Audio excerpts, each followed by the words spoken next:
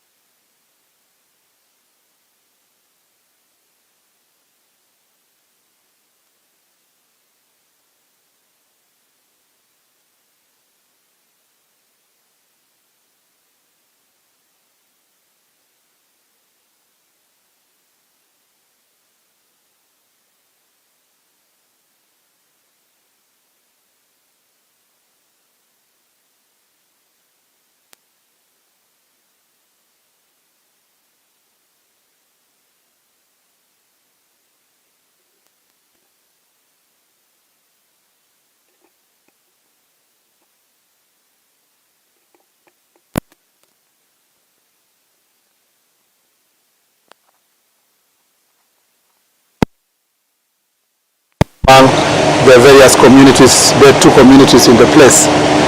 Today, surveyors were on the ground with the provision of security being given by the police officers to implement that decision and to make sure that they deal with the necessary boundaries that will enable them to resolve the problem. Unfortunately, as we now understand, the local community living around that area interpreted it to mean that their land was being taken away or they were going to be evicted. As a result, there was a mobilization of so many young people. We cannot really confirm the numbers, but it's estimated that it's in thousands, maybe 1,000, 1,500 or 2,000, who came and attacked the surveyors and the police officers who were on site. As a result of this fight, it is now projected that 5 people have died. The reason why we cannot really confirm the number now is that the calm has not been fully restored in the area to enable security officers to establish the real facts. But from the information we have is that 5 civilians have lost their lives, sadly, and that 5 police officers have arrested, and one of which is critical injury because he has an arrow lodged in his head, and it has taken a long time to also evacuate that police officer to a hospital because of the situation around there. Let me start by saying that this is a very sad occurrence for us in the national security team. We feel very sad because our duty is to make sure that lives are protected, and land issues can easily be resolved peacefully. It shouldn't be really lead to any loss of life. Investigations are not yet done or even complete because we need to establish the circumstances under which the 5 civilians died, and if, as has been suspected, that police officers were involved, what was the circumstance that the police officers engaged the civilians, and whether the situation it was warranted that kind of force, and therefore the investigations will determine whether there is excess use of force, and if there was excess use of force, who was responsible. The also investigation will establish whether the persons who perpetrated these acts against also the police officers, what was their motive, and why did they do it, and who are they, So on both sides, we are going to do thorough investigations. We are also going to deal with every person who is involved in inciting violence or using force to resolve issues. So for now, I just want to say our condolences to all the families of those who lost their loved ones. Our sympathies are with all those who are injured, including the police officers, and we pray for quick recovery for everyone who is injured. We have done everything possible to reinforce the security in the area. We will continue doing so over the night because the situation is still volatile. We request with all humility our citizens from that area. We want to assure them that no one under the watch of this administration will be able to take away an inch of any of the citizens' property, none. And therefore there is no need for them to take law into their own hands, because the government of Kenya exists to provide security for citizens and their property.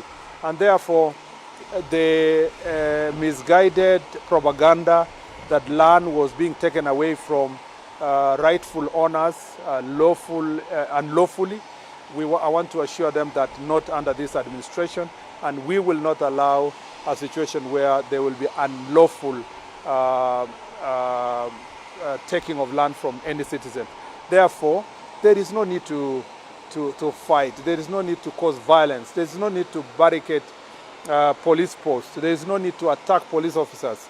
And I'd like to also ask our police officers to make sure that in every situation, even as they continue managing this situation, they must restrain themselves and use only reasonable force that is necessary to contain the situation. Thank you.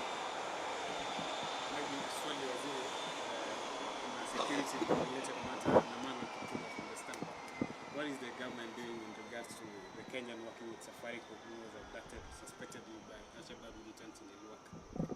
I think that let's do this because of the security situation involving the same.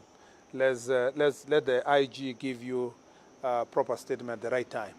That will not jeopardize the security of those affected for now. Okay. Yeah. Probably was here Steve Ochino for the Nation. There was a long court process before this came. Yes. Through. Yeah. Have you reached out to the judiciary perhaps to expedite the case following this, and what stage had the court case reached before they opened for arbitration? Unfortunately, from us in the security sector, we haven't really been following the detail of the case. So ours is confined to law and order.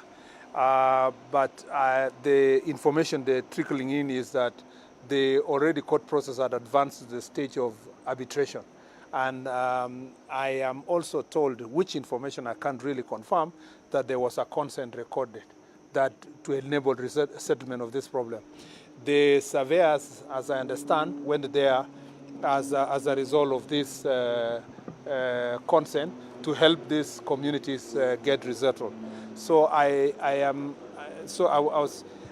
think the real problem in this situation is the misunderstanding, the fear that land was being taken away. If there was no such fear, then I don't think citizens would have attacked police officers or the surveyors, which I insist now here and request citizens that let's do this through peaceful means, and that land is a fixed asset.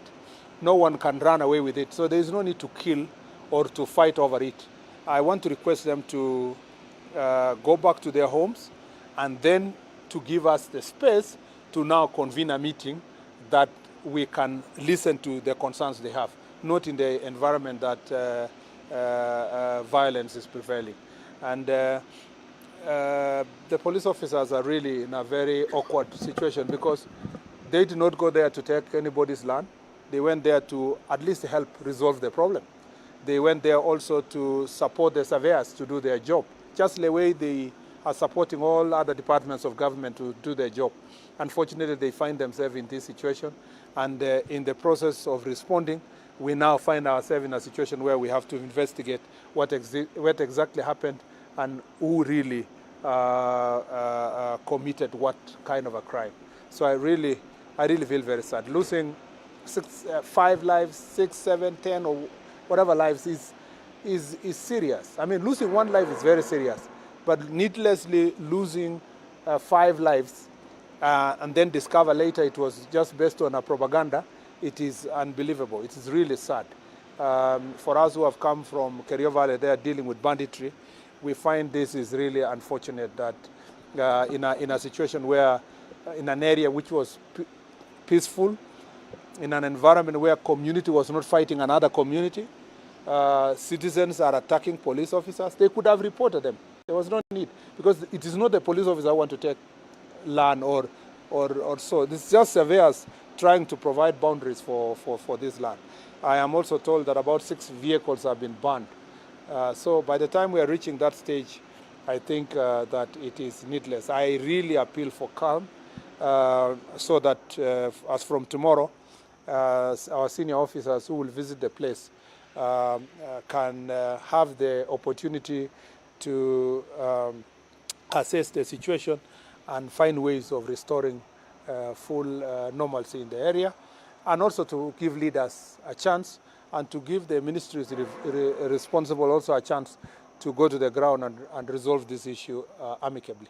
Any hint on who mobilized the youth? Not so far. It's still early to know exactly who could have mobilized youth, but I have seen some videos going around where there are clips by some people some 2-3 days ago alleging that they would be there was going to be an invasion of land and so forth. I think perhaps such kind of information could have really heightened tension and incited people. So since it will be wrong and irresponsible on my part to speculate on who exactly did it, we leave it to the law enforcement agencies to really unearth who exactly was involved, and if it was organized, who organized it. Maybe Waziri, just to follow up on that, as you well said that the IG will give us a comprehensive report on the same. Maybe what's the time frame and when do we expect to get that comprehensive on the issue of border security? Border security, yes. Border security, I think let's give it. You see, the problem is that he can only speak in certain detail on certain things to the extent that he cannot jeopardize the safety of those involved and national security. So let's give it. Let's leave it at that. Thank you very much. Thank you so much.